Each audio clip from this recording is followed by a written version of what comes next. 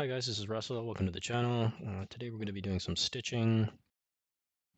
Just to get started, we are going to Shift A and create a sphere. This is going to make up the lighter red part there in the thumbnail on the left. Just tabbing into edit mode. Alt left click the middle vertices. Control E, we're going to mark sharp.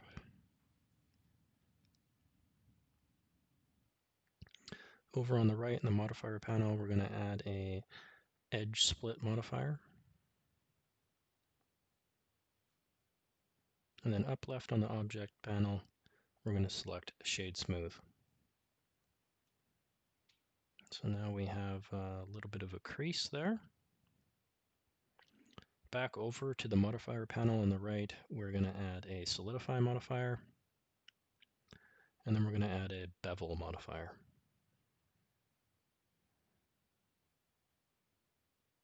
And scrolling down to the bevel modifier, we're going to select angle as the limit method.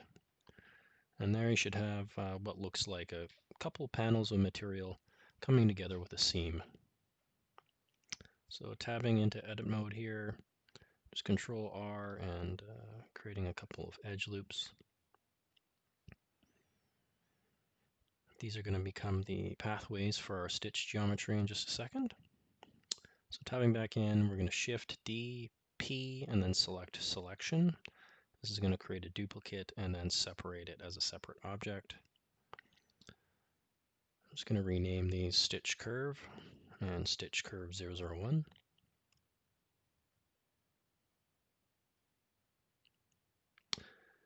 And then now selecting the two newly created stitch curves, we are going to press F3 on our keyboard, or perhaps function F3 if it doesn't work for you, to bring up the search menu, and then type convert and select convert to. In that menu, we're going to pick convert to curve.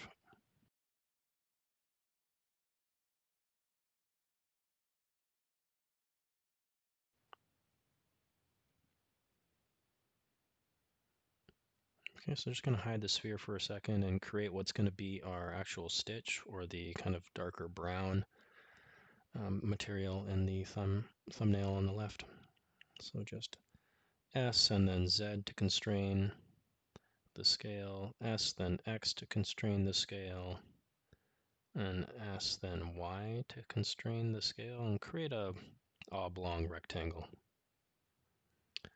Tabbing into edit mode, we're going to Control R, and then playing with the scroll wheel, you can add as many edge loops as you'd like. Here I'm going to go with 3. Alt Z to toggle the X-ray mode, or you can tick up on the right hand side there. Just selecting the outermost vertices, and then G and Z to pull them down. And then the innermost ones there, we're just going to create a shape like this.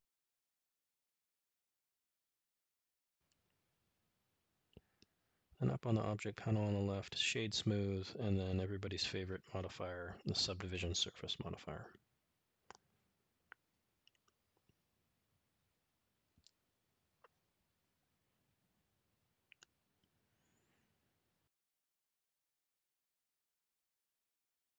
Staying on the stitch geometry, we're going to add a array modifier now.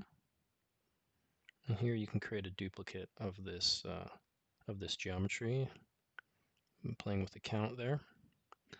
And then with the relative offset, I'm just going to increase it to 1.2 just to kind of space out the stitches a little bit. And now we're going to add a curve modifier. And down in the curve modifier in the object menu, we're going to pick the newly created stitch curve. So you can see now that the stitch geometry is kind of following the curve.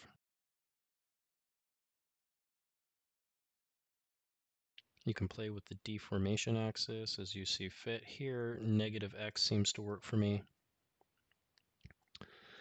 I'd recommend turning on the edit mode and the cage on. This will enable you to, when you tab into edit mode, you can modify, scale, move, rotate the geometry while it's actually sitting on the curve. Makes it a little bit easier just to visualize changes that you're making. And obviously with alignment to the curve. So here we can see that the stitch geometry has flipped on me on the scale. So I'm going to change the deformation axis back to X. I'm going to bring back the sphere just so I can see the surface.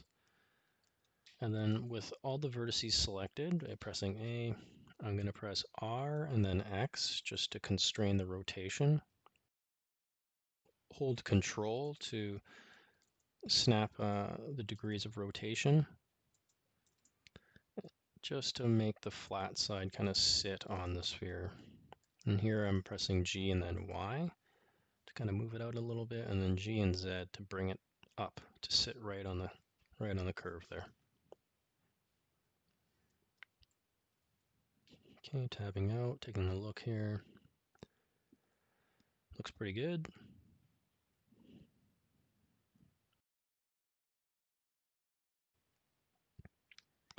Gonna increase the count.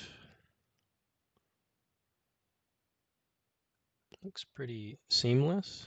Okay, so tabbing back into edit mode, I feel like the stitches are a little bit too big. I'm gonna press A and then S to scale down.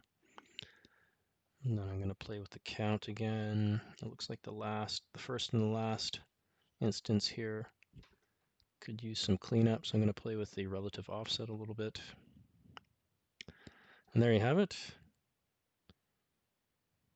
Looking pretty good, but if we look a little bit closer, we can see that the array curve, if we look a little bit closer, the curve doesn't quite have enough vertices such that it sits cleanly on the sphere.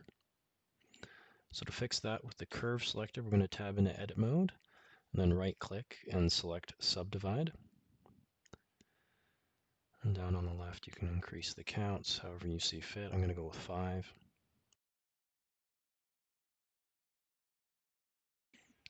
And they're not quite there yet, so you can right click and select smooth. And this will smooth out the vertices. And pressing Shift R, it's going to repeat the last operation that I did. In this case, it's smooth. You can see I'm pressing it like a madman. 41, 42. There you go. The answer to the universe.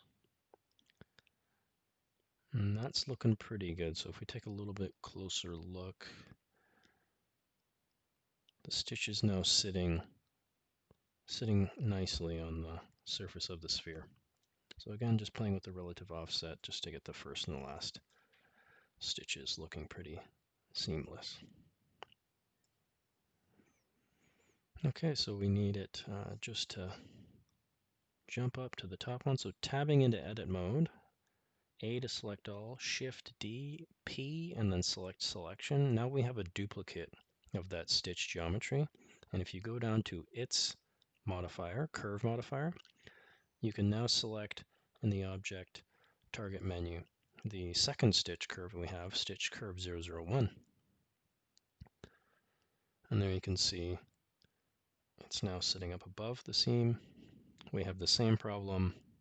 Doesn't quite have enough vertices, so I'm going to right click, increase the number of cuts to 5. Then I'm going to right click and select smooth.